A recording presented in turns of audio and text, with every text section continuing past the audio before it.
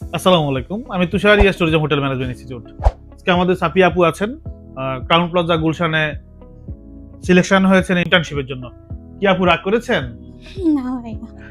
So আপুর কাছ থেকেই শুনবো ইয়ার সাথে আপুর কেমন জার্নি ছিল। দেন হচ্ছে যে কোথায় কোথায় ইন্টারভিউ ফেস করেছিল আরো। তো আপু কেমন আছেন? আলহামদুলিল্লাহ ভালো, থ্যাংক ইউ ভাইয়া। ইয়াসে তো আপনি 6 মাসের কোর্স করেছেন। জি, কেমন জার্নিটা ছিল আপনার? যদি শেয়ার করতেন আমাদের সবার সাথে। জার্নিটা অবশ্যই ভালো ছিল, চমৎকার একটা জার্নি ছিল ইয়েস ট্যুরিজমের সাথে আমার। এখানকার কারিকুলাম বা হচ্ছে যে এনভায়রনমেন্ট দেন হচ্ছে যে ফিমেল সেফটি গুলো নিয়ে আপনি যদি একটু কিছু বলতেন প্লিজ। এখানকার কারিকুলাম গুলো অনেক ভালো, অনেক কিছু শিখেছি এখান থেকে।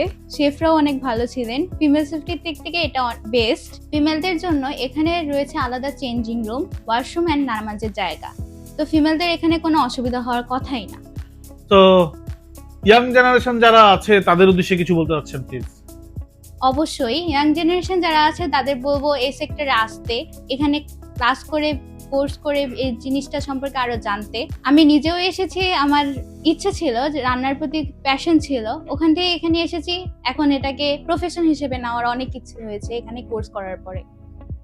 So thank you so much আপনাকে। আসলে যারা ক্যারিয়ার বিল্ড আপ করতে চাচ্ছেন অবশ্যই ইয়েস ট্যুরিজম একবার হলো ভিজিট করবেন। আই হোপ আপনারা ভালো কিছু পাবেন।